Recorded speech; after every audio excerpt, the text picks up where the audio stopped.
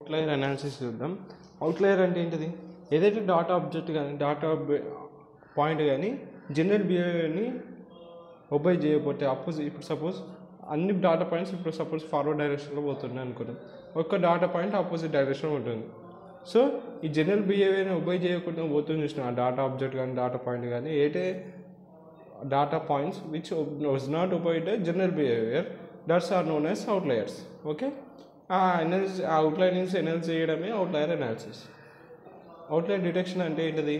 అవుట్లయర్ని identify చేస్తాం, దాంతోపాటు అవుట్లయర్ని కూడా రిమూవ్ చేస్తాం. ఓకే, అవుట్లయర్ డిటెక్షన్ అంటే కేవలం అవుట్లయర్ని ఐడెంటిఫై చేయడమే కాదు, అవుట్లయర్ని డిటెక్ట్ చేస్తాం, దాంతోపాటు అవుట్లయర్ని మనము రిమూవ్ చేస్తాం.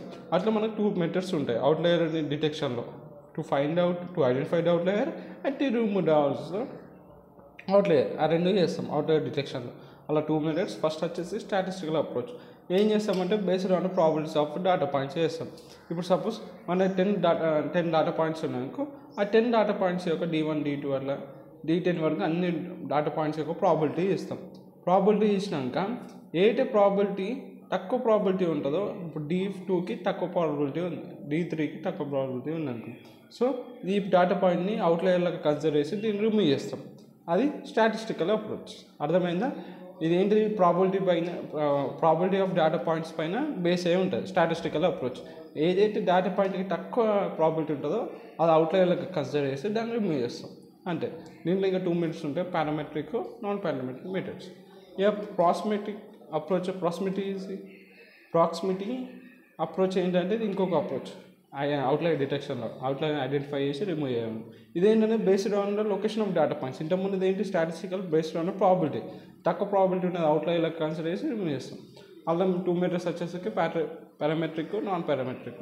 ప్రాక్సిమిసిటీలో ఏముంటుందంటే based on data point location పైన ఉంటుందంట, ఈ ప్రాబిలిటీ పైన కాదు.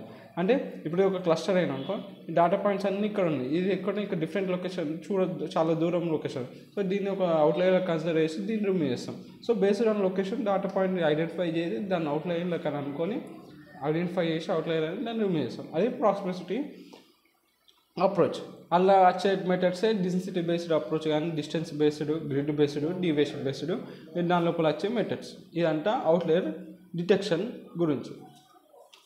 ఇప్పుడు మనం టైప్స్ ఆఫ్ అవుట్లయర్స్ చూద్దాం. 3 టైప్స్ ఆఫ్ అవుట్లయర్స్ ఉంటాయి. ఫస్ట్ వచ్చేసరికి గ్లోబల్ అవుట్లయర్. ఇవన్నీ టైప్స్ ఆఫ్ అవుట్లయర్. ఫస్ట్ వచ్చేసి గ్లోబల్ అనొచ్చు, లేకపోతే పాయింట్ అవుట్లయర్స్ అంటారు. ఏదైతే సింగిల్ డాటా ఆబ్జెక్ట్ ఉంటుందో divides from the rest of the data points, దాన్ని గ్లోబల్ ఆర్ పాయింట్ అవుట్లయర్స్ అని. ఇక్కడ మీరు ఫిగర్ చూడండి, అన్ని డాటా ఆబ్జెక్ట్స్ అన్నీ ఒక దగ్గర ఉన్నాయి. ఓకే, కానీ ఒక్క డాటా పాయింట్ ఎక్కడో ఉంది. సో ఏదైతే జనరల్ బిహేవియర్ కాకుండా ఎక్కడో డిఫరెంట్ బిహేవియర్లకు బిహేవ్ చేస్తే అదో సింగిల్ డాటా పాయింట్, చాలా కాదు, కేవలం ఒక సింగిల్ డాటా పాయింటే జనరల్ బిహేవియర్ని ఒబే చేయకుండా ఉంటే దాన్ని గ్లోబల్ ఆర్ పాయింట్ అవుట్లయర్ అంటారు. ఓకే, వెన్ సింగిల్, ఈ సింగిల్ అనే వర్డ్ ఇంపార్టెంట్. సో ఈ సింగిల్ డాటా పాయింట్ ఒకవేళ రెస్ట్ ఆఫ్ డాటా పాయింట్స్ కన్నా డివైడ్ అయితే జనరల్ బిహేవియర్ దానిలోకి వేయకపోతే ఆ సింగిల్ డాటా పాయింట్ని గ్లోబల్ ఆర్ పాయింట్ అవుట్లయర్ అంటారు.